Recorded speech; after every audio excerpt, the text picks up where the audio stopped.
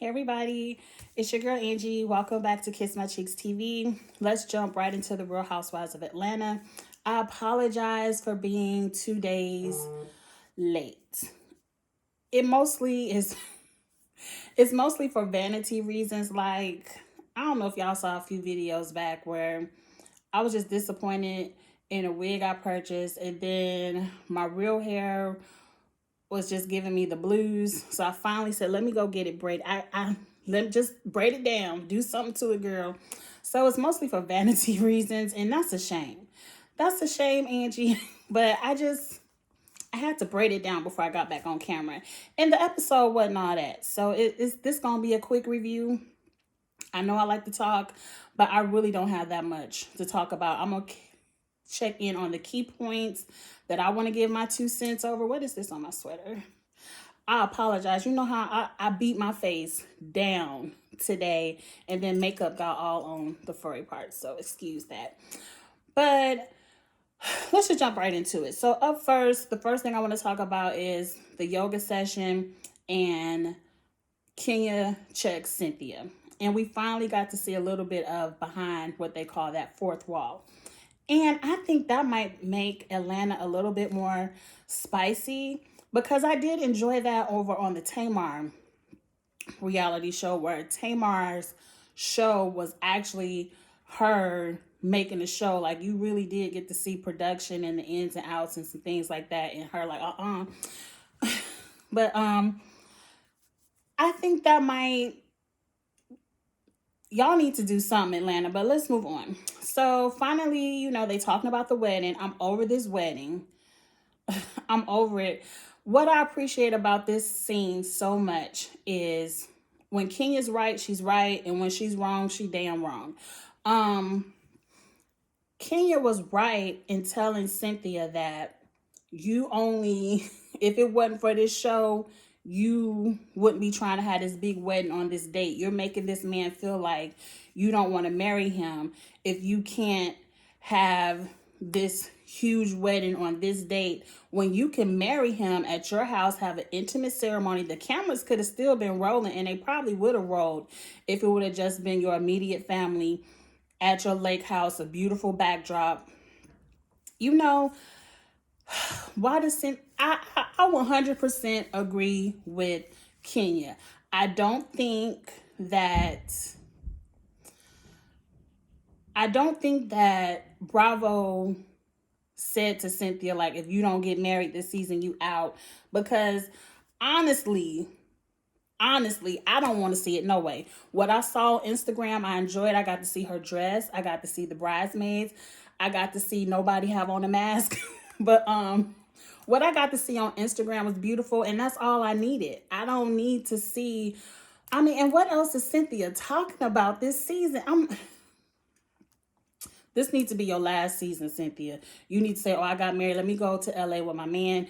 Try to jump on Beverly Hills or something. I don't know. But it ain't it. And I 100% believe because Kenya was like, if it wasn't for this show and you needed something to film, you wouldn't be caring about all this. And Cynthia got hurt, butt hurt, truth hurts.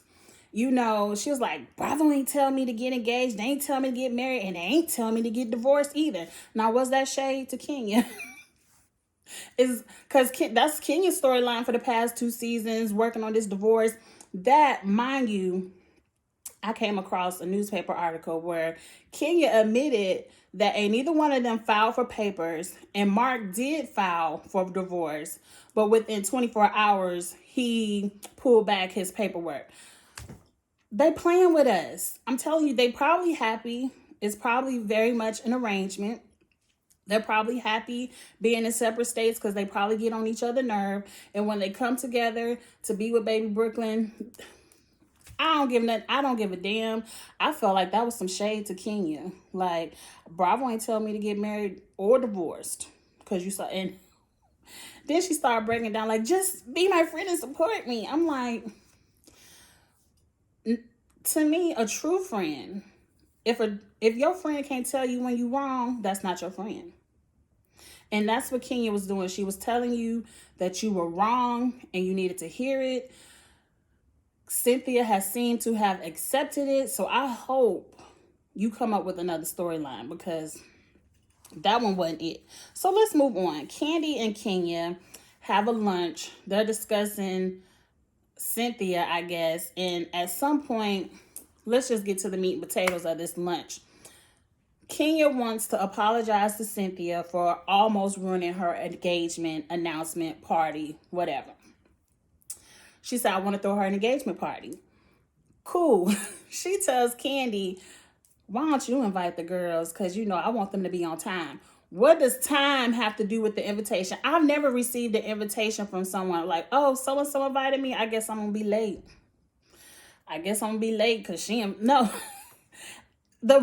Who invites me doesn't determine if I'm going to be on time or not. But who invites me does determine if I'm going to go. Half the ladies don't fool with Kenya. Your fault, Kenya. Y'all wanted Nene gone. So if you would have left Nene on the show, everybody wouldn't have been fooling with her. But anyway, this ain't no campaign to bring Nene back. But I thought that was hilarious. And Candy called her out. And then Kenya proceeds to talk about Porsche and getting arrested and how she don't see how they out here doing all this stuff with no mask on. And she's doing it, pretty much she said she was doing it for clout. Touch on this real quick. Number one, how dare you talk about what someone does without a mask on when y'all on this TV screen giving everyone misinformation. Them damn face shields do not equal a mask. Y'all all over Bravo like, oh, we got a face shield on. That don't mean shit. Coronavirus doesn't hit a shield and say, oh, I'm it. No, you need a mask on. And number two, you didn't have no problem going to Cynthia's 300 count. Was it 250 to 300? However, it was too damn many people indoors. You ain't had no problem walking up and down her aisle with no motherfucking mask on. And Cynthia wasn't even for no purpose. At least Porsche is doing it for a purpose. And then what the fuck did you do for Breonna Taylor? I guess you made your screen black for Instagram that day. If you did that, I don't follow you. I don't know. But what the hell have you done? I can't stand a bitch who want to criticize somebody else for what they doing, but they ain't doing shit. Like, don't talk about nobody and what they're doing for Black Lives Matter and the movement when you sitting at home watching it on CNN. If you ain't out there with Porsche and showing us the way to protest without getting arrested and without, miss me with it. Because to me, Porsche is doing what a lot of people are asking celebrities to do. They're not asking celebrities to jump into the movement because we want to follow and worship celebrities. No, because most of the time, people who have the clout, like Porsche, who have a name, who have a platform, when they get involved, that's when the media will show up. Yes, she's doing it for the cameras because she's trying to bring awareness to the cause. And you a bitch for that, Kenya, but moving on. Anyway, y'all know how I feel about therapy sessions, but I did watch Drew and her husband's Ralph's therapy session. It was all bullshit, if you ask me. I don't feel like he learned nothing, and I don't feel like nothing is going to change. I feel like he's the type of person that he ain't going to change until he ready to change. He one of those who going to have to hit rock bottom and really, Drew going to have to really leave his ass. Or I hope don't nothing happen to her or something. Something that's going to shake him up and be like, oh, I love my wife, or he going to have to walk away. To me, Drew, I don't see how you do it. I know Funky Dineva say it all the time, get paid for your pain, but I would not put all of my business like this on TV for everyone to sit around and judge. And then here you go on Twitter, shading Kenya, shading her marriage.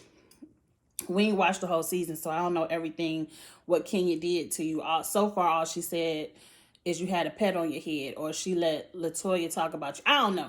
She ain't did nothing too bad to you yet. So I guess we still gotta watch. But to me, you can't talk about nobody marriage the way you got your marriage on this TV screen. But let's jump right into it. She tells the therapist she needs accountability and she needs genuine love for her son. Because she was like, I need to know when you go to the store. I need to know when you go get some gas. I need to know when you go to Tampa. And I'm like, the Tampa thing is cause for divorce. And I ain't going to get back into it because I had a whole video when that irritated me. Now, treating the non-biological son different than his biological children, I ain't going to touch on that. I'm not going to touch on that. It definitely is a red flag. To me, you talking about it's tough. I feel like, Drew, you make excuses for your husband's behavior because a lot of this shit is red flags and huge red flags for you to see the exit sign on the door. But I think you want to be with this man so much. I don't know why. Ain't my marriage. I don't know. Y'all could be playing for TV for all I know. Huge red flags. And it's like you make excuses. Like, I know he's just showing them tough love. Like, he's 9. He's 9. How much tough love does a 9-year-old need? But let's move on from that. He just wants sex 3 times a week. And he feels like he's being emasculated the way her mother emasculated her husband. I ain't seen the mama emasculate the husband, so I don't know. The mama is in y'all business. I know she got stuck there for COVID.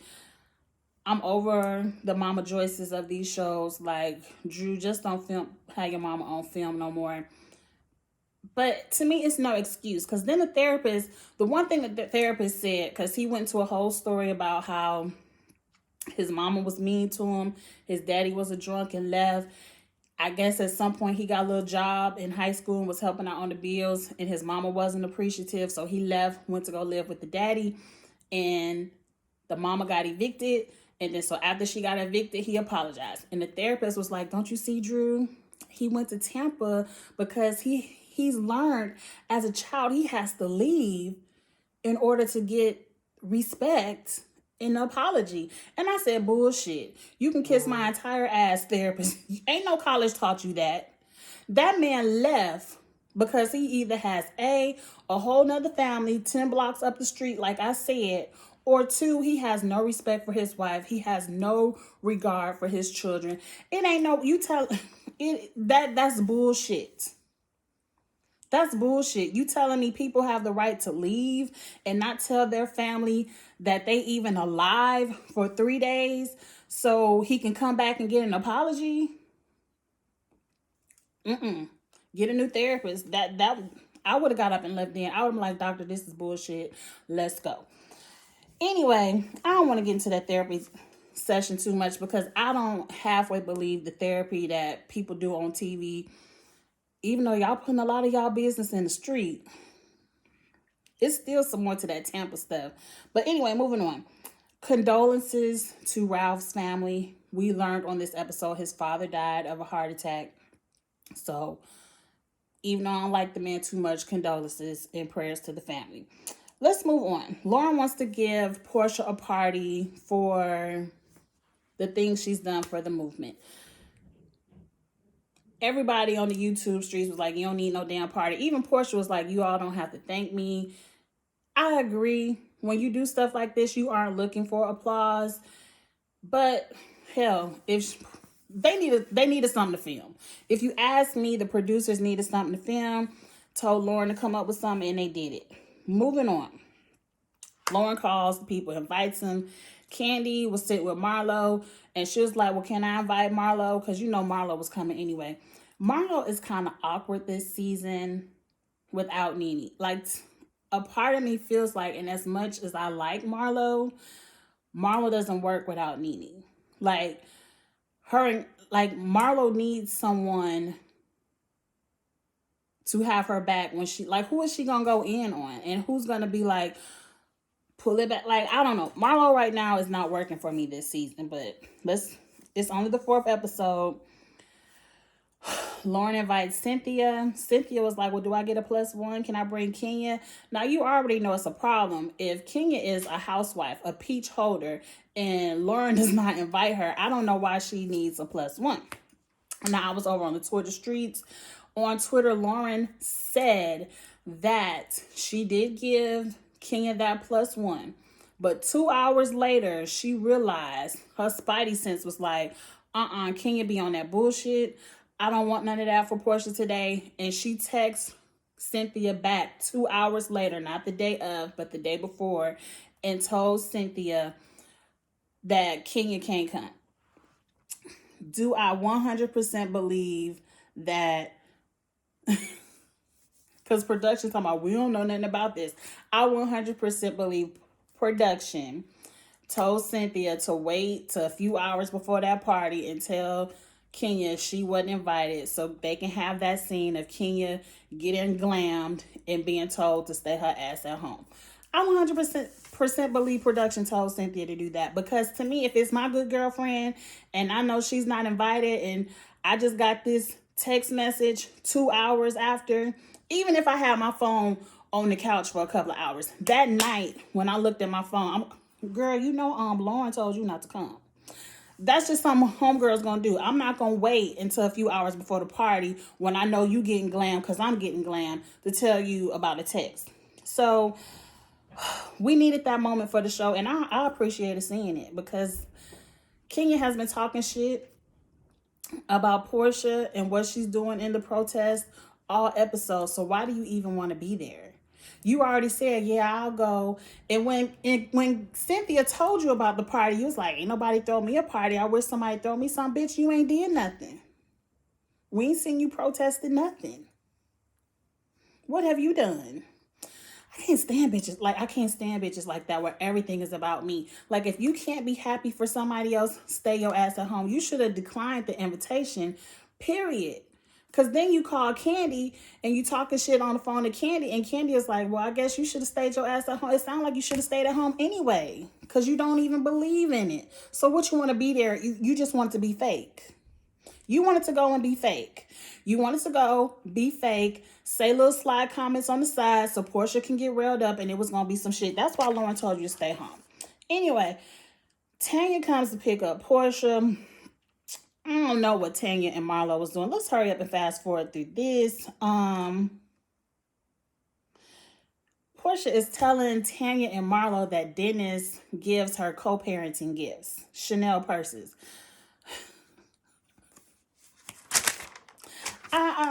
Get it how you can, girl. Get it how you can. I wish you would cut Dennis clean all the way off, because, I mean, I guess you can't, because you got a co-parent, but you need to have boundaries. Because I feel like if he can still give you a Chanel purse every day, he probably still sliding up in there. You need to go ahead and just get you a whole new man, Porsche, and move on. I already talked about that. So at the party, I loved when Porsche pulled up with Tanya, and you could tell this was not a for TV moment. Porsche was crying real tears and was like, you all didn't have to, do this for me. I love when I see a real moment on reality TV, because half of this shit, I ain't gonna say it's scripted, but it's definitely well planned out. I just love seeing that real moment of Porsche. I really like Porsche. I said it in many videos. I appreciate everything she did. She gave another speech at the end. I just like her word. I like how she's standing up for the cause, and nobody else is doing it. Like, no, and it don't take. I ain't taking nothing from anybody else, because my ass wasn't out there. One, I wasn't trying to go out there with all them germs. But I know, like, my nephew went out there. He's young. A lot of young people went out there. I know a lot of my friends who have 18 and older children were out there in various cities. And I appreciate everything they did. I just wasn't taking my ass out there, because half of y'all didn't have on no masks. But let's not go back there. But I did what I could from home. I definitely supported the young people in any way that I could. And I just really appreciate Porsche for what what she was out there doing. Because to be in the middle of the pandemic and to protest, and I feel like we got the whole world involved. And hopefully we can see some change sometime soon. Because it is scary as a black mother with a black son. Very scary. Like, we just had a police shooting in the town I live in. And I remember I saw the tape and it was like, they said he had a knife. And when I saw the little video that was going through our little town Facebook, I was like, I didn't see the man with no knife. But somebody told me he did have one. And this was a white police officer shooting another. It shouldn't matter the race, but the person was white. So maybe that's why it wasn't a big, I don't know, it didn't make any kind of news. But it's just a scary thing. And I appreciate anybody that's willing to use their platform to send out a message to want change. And not only did Porsche use her platform, she used her life. Because I'm sorry, it ain't that much clout in the world where I'm gonna go out in a pandemic where she has a baby at home. Like, you really have to believe in the cause.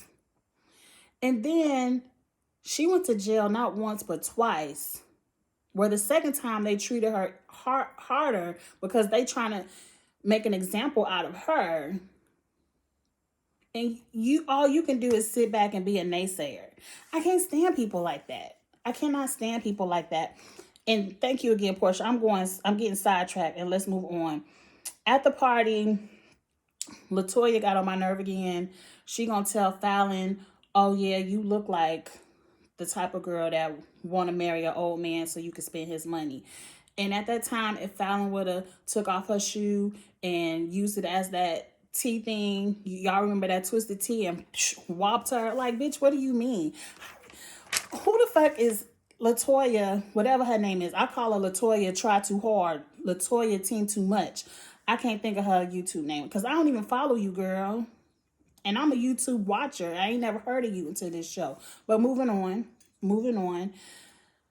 Who the fuck are you, bitch? You ain't the baddest. You cute, but you not the baddest. How dare you always feel like when you meet somebody, you got to cut them down. Talking about, oh, she look like she got a pet on her head. Oh, she look like she fucking rich men for money. Or old men for money. Like, who the fuck are you? You can't even tell your true story. You have to stick to being a sidekick of Kenya's because you going through some bullshit with your husband where he won't allow his family, himself or his children, to be on the show. He wouldn't sign off. So that's why you a friend of, because you can't even be real about the bullshit going on in your life. So I don't like Latoya. She can go. Like, y'all have cut people mid-season before. She can go. And Fallon, you a whole lot, but like, you ain't even raise your voice. You ain't even be like, bitch, who are you? Like, you ain't even roll your eyes at her or nothing. She needed to have been checked, because until somebody checks her, but see, I can already tell Latoya just looking for a moment. That's why she doing this. She looking for a moment. I would give her one. And that was it, because I done already talked about Portia's speech. I thought it was a good episode. I was entertained. I was not bored. I don't know what's gonna happen next week. When we get into the I think next week they trying on lingerie. Do you gotta wear lingerie to the party? I don't know what's going on. But y'all trying really hard when y'all gotta be, I ain't age shaming because I'm 42.